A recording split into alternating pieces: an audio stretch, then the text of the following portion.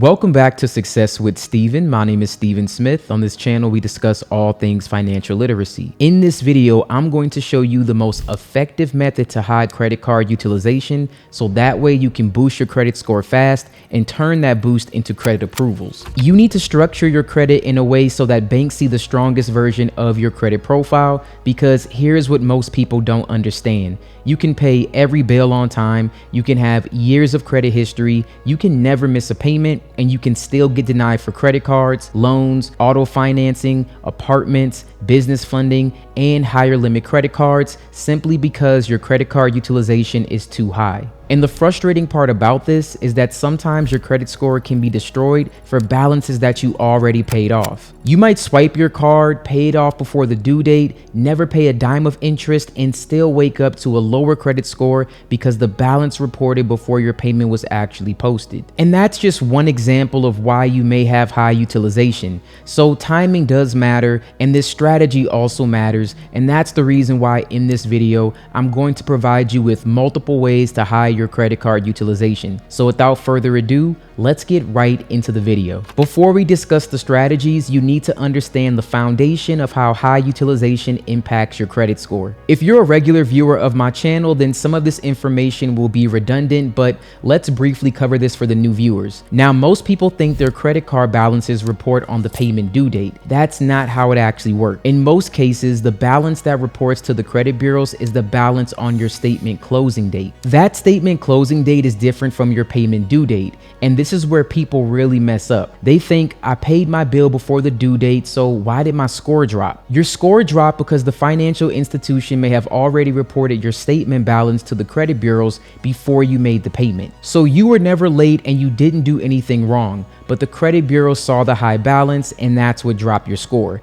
Now, for an in-depth review on this topic, I would refer to my How to Raise Your Credit Score Quickly video. In that video, I cover this in depth, all right? So if you're interested in that, watch that video. However, not everyone has high utilization for the same reason. For some people, it may just be a timing issue, but for others, it may come from paying down high interest credit card debt, handling an emergency, using personal credit cards for a business expense, or simply having low credit card limits when even normal spending could look risky. Whatever the case may be, all of these situations will drastically lower your scores and your approval odds. And that's the reason why we're focusing on multiple ways to lower utilization beyond simply just paying down the balance, because everyone's situation is different, so the right strategy will depend on what's actually causing that utilization to be high in the first place. Now, for those of you who have, let's say, late payments, collections, charge-offs, inaccurate information, old negative accounts, or anything on your credit report that shouldn't be there,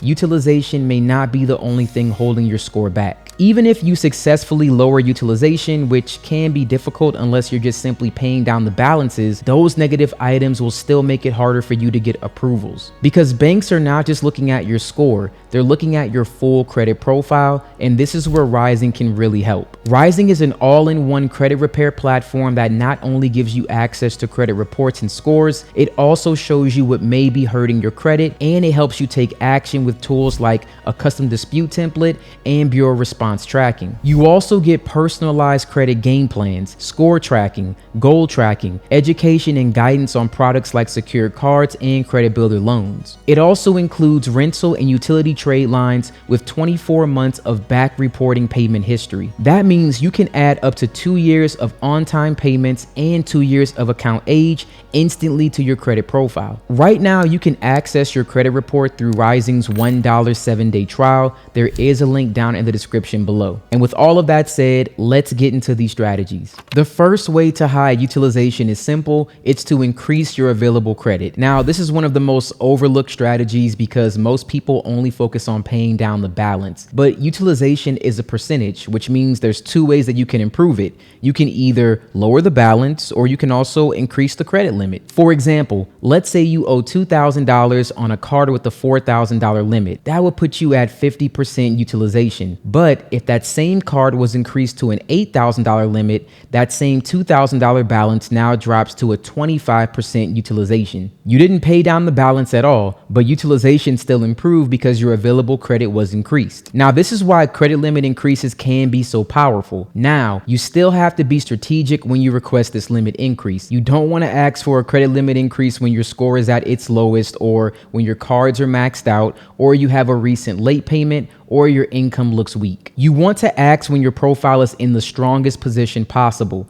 Ideally, your card should have a clean payment history, let's say a fair amount of reported utilization, right around 30% or lower, consistent usage, and updated income. Banks like to see that you actually use the card and you pay it responsibly. If you never use the card, the bank may not have much reason to give you a higher limit. But if you use it, pay it down, and you manage it well, you create a stronger case for an increase. And if you want to know the best way to fill out a credit limit increase request, I recently released a video called "Do This to Get Massive Soft Pull Credit Limit Increases Fast." Now, in that video, I break down how to answer the most common credit limit increase questions the right way. Now, most banks allow you to request a credit limit increase with a soft pull, but some may require a hard inquiry, and you want to know the difference before you submit that request. If it's a soft pull, it's usually much easier for you to justify it because it doesn't impact your credit score. But if it's a hard pull, you need to make sure the potential increase is actually worth it. I also have various videos on this channel where I talk about increases with Capital One, or I did one for Synchrony Bank. I also have one for, let's say, Chase and American Express. So if you have a specific bank that you want to get an increase with, definitely check out my playlist when it comes to credit cards or maybe even credit repair tips. It'll be there, or you can search my channel by going to the magnifying glass and typing it in like credit limit increase Capital One. The videos should come up. The second way to hide utilization is one of my favorites, especially if you're an entrepreneur, a freelancer, a content creator, maybe a real estate investor, a consultant, or just a small business owner. You can move your personal credit card debt to a business credit product. Now, this is powerful because many business credit products, including loans, credit cards, and lines of credit, do not report to your personal credit report as long as the account stays in good standing. That means you can use a business credit card for your expenses without the balance actually hurting your personal credit utilization. Now, let me be very clear here. You still need to pay all of your bills on time. You still need to manage the account responsibly. And if you default, or the account is late, or you let the account become seriously delinquent, it can and most likely will be reported to your personal credit report. But when managed correctly, business credit products can be a huge advantage. Now, if you already have personal credit card debt from a business expense, one strategy is to shift that debt to the business. You can do this by using a business balance transfer card, or a business line of credit, or a business credit card liquidation strategy, or any business funding product for that matter, like a loan. I have another video called "This One Step Can Boost Your Score," where I break down the best business credit cards this year that allow for balance transfers. Now, the goal is simple though. You want to get revolving debt off your personal credit report, and that way your personal utilization can drop. When that does happen, your credit score will increase. When your credit score increases, then you may qualify for better funding, and when you qualify for better funding, you can stop depending on weak approvals and start building real leverage. This is why personal credit and business credit work together. Your personal credit often helps you get approved for business funding, but once you get business funding, you can use it to protect your personal credit. That is the cycle that you want. Use personal credit to access business credit, use business credit to protect your personal credit, and then use both of them strategically to build assets, income, and more options for yourself. The third way to hide utilization is debt consolidation, but I want to be very clear. I'm talking about real debt consolidation. I'm not talking about debt settlement. These are two completely different things. Debt consolidation means you use a new loan to pay off multiple credit card balances, while debt settlement usually means you stop paying your creditors, you let the accounts fall behind, you damage your credit, and then you try to negotiate for a less amount than you actually owe. That is not the same thing. Debt settlements can destroy your credit, create late payments, cause charge-offs, damage bank relationships, and leave negative marks for years on your credit report. Now, let's say you have $30,000 in credit card debt. Your cards may be charging you 24%, 27%, or even close to 30% interest. If you keep making minimum payments, you could be stuck with that for years. A huge chunk of your payments will go towards interest, and the balance will barely ever actually move. Meanwhile, utilization will stay high, your score will stay low, and your approvals will suffer. Now, let's say you qualify for a $30,000 personal loan. You take that $30,000 loan and you use that to pay off your credit card debt. Now your credit card balances can drop to near zero and your revolving utilization will drop dramatically. And because personal loans are installment accounts, they're treated differently from credit cards in most scoring models. Credit card utilization is based on revolving debt. A personal loan is installment debt. So by moving the debt from revolving to installment, you'll reduce utilization pressure on your credit score. That can create major score increases, and for some people this can be 50 points, for others it can be 100 points or even more than that. It really just depends on your credit profile, your starting score, your limits, your balances, your payment history, and what else is currently on your credit report. But the concept is powerful. You're not magically making debt disappear. You're restructuring the debt in a way that can make it better for your credit score and easier for you to manage. So instead of having like 5 credit cards with different due dates, different interest rates, and different minimum payments, you may have one fixed payment for just paying down this loan. And then instead of you paying credit card interest that feels like financial quicksand, you'll have a lower fixed rate. And instead of having no clear payoff date, you may have a 3-year or 5-year payoff schedule, and that is the benefit. But this only works if you don't run the credit cards back up again. So if you use this strategy, you need to be disciplined. You need to have a plan, and you need to understand why debt happens in the first place. If it was a one-time emergency, then that's one thing. But if it was uncontrolled spending, that needs to be fixed. If it was a business expense, then maybe the better long-term solution is business credit and not personal credit cards. Debt consolidation can be powerful, but only if you use it as a reset and not as permission to repeat the same pattern. I have another video where I talk about the best personal loans in 2026 based on your credit score. So if you're interested in finding a personal loan for debt consolidation, then I highly recommend you watch that video. The fourth way to hide utilization is more advanced, but it can work if you're organized. Now, this is where you float balances between cards based on statement dates. Now, this strategy requires discipline because you need to know the dates, you have to make sure that the payments process in time, and your available credit and your cash flow is on par to do this method. But once you understand this, it can help you control what actually gets reported. So let's say you have 2 credit cards. Card A has a $10,000 limit. Card B also has that same $10,000 limit. But Card A will have a closing date on the 15th, while Card B will have a closing date on the 25th. Let's say Card A currently has a high balance and Card B is at 0. If Card B will close on the 15th with a 1% balance, that balance will be reported for the month. After it reports, you may use Card B or transfer spending to Card B while paying down Card A before Card A reports on the 25th. Now Card A reports low, and from the credit bureau's perspective, both cards may show low balances during that reporting cycle, even though you use the card during the month. Again, this isn't about avoiding payments, this is about understanding reporting windows. Credit reports are not live bank account mirrors, they're snapshots. The lender reports a balance at a certain time, and that balance stays on your report until the next update. So if you control the snapshot, you control how your profile looks. Now, this can be useful if you're preparing for, let's say, an application. Maybe you're trying to apply for a business credit card, a personal loan, or even an auto loan. If you know the bank is about to pull your credit, you want to make sure that your report looks as clean as possible. But I need to say this again, this strategy relies heavily on organization. So if you're going to use this strategy, create a simple calendar or write every credit card statement and closing date down. I would even set a reminder several days in advance. You also want to track when payments clear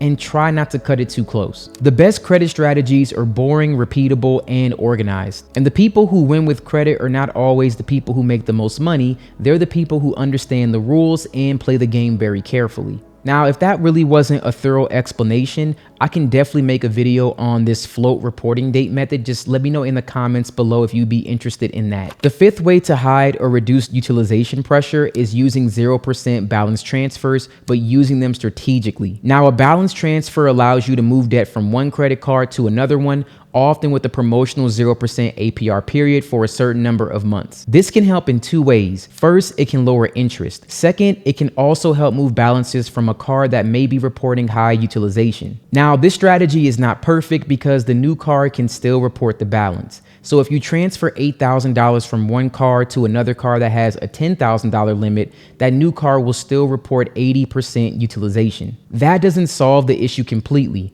but if the new balance transfer card has a much higher limit, or if you spread the balance strategically, then it can help. So for example, if you transfer $8,000 from a $10,000 credit card to, let's say, a $25,000 limit credit card, that looks a lot better. Instead of 80%, now it's going to be 32%, which is still not perfect, but again, a whole lot better. And if you combine that with payments, limit increases, or additional available credit, you may be able to get it down even further. The biggest benefit would be the interest savings. If you're paying 25% interest on a credit card, it can feel impossible for you to get ahead. But if you move that to a balance transfer credit card with 0% APR for 12, 15, 18, or even 21 or 24 months, now your payments can actually hit the principal. That gives you breathing room. But you still need to be careful because most balance transfers charge a fee. It may be 3 to 5% of the balance. So if you transfer $10,000 with a 5% fee,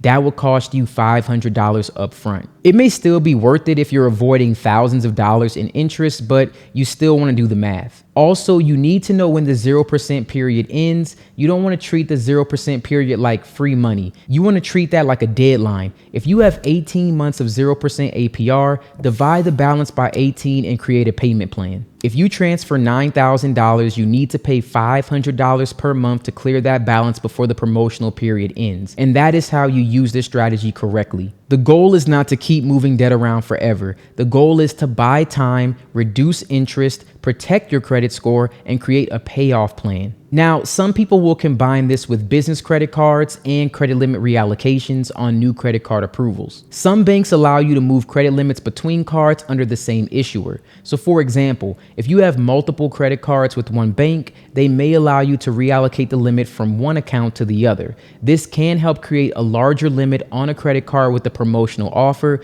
which can lower your utilization percentage and give you more flexibility. I have a video breaking down the best balance transfer credit cards for this year, so if you're looking for the top options available right now, then that video would be a great place to start. Now let's talk about the question everybody wants answered. How fast can your credit score increase after you lower utilization? In many cases, utilization updates when the credit card issuer reports the new balance to the credit bureaus. That usually happens once per month. So if your credit card reports a high balance today and you pay it down tomorrow, your score may not update immediately. You need to wait until that lender reports it. But once the lower balance is reported, the score can change, and this will happen very quickly. Sometimes this happens within days. And if utilization was the main thing holding your score down, the increase can be dramatic. Like I said, some people may see 30 points, 60, some may see 100, or even more than that, but it depends on your credit profile. But if you have high utilization plus late payments, collections, charge-offs, and a thin file, that increase may be smaller because other negative factors are holding you back. That is why you need to see your full credit picture. Lowering utilization is powerful, but it's not the only thing that matters. Payment history, credit age, credit mix, recent inquiries, and derogatory accounts, all of that matters. And if you're having any issues in these areas, then definitely check out Rising. But utilization is special because it can change so quickly. And that is why that's something that we focus on as being one of the fastest levers that you can pull to try and improve your credit score. So let's bring everything together. If you want to lower your credit card utilization and potentially boost your score faster, you need to understand one thing. Credit is not just about what you owe, it's about what reports. When your credit profile looks strong, you create more options. You qualify for better cards, higher limits, lower interest rates, better auto loan terms, refinancing opportunities, and even business funding. So if high utilization is holding back your score, start with the basics. You want to find your statement closing dates, pay your balances before they report. You want to ask for higher limits when your profile is ready. You want to move any sort of business expense away from your personal credit when possible, and consider debt consolidation if the numbers make sense. You can also use balance transfers carefully, and if any inaccurate or negative information is holding you back, check out Rising. You can review your credit, you can dispute, and also build your credit at the same time. Because once you clean up your credit and you learn how to control utilization, you stop applying from a place of weakness and you start applying from a place of strength. If you got value from this video, then please like and subscribe to the channel. Please also leave a comment with your current utilization or what your goal might be for the future. And as always, thank you guys so much for watching this video, and you have a wonderful day.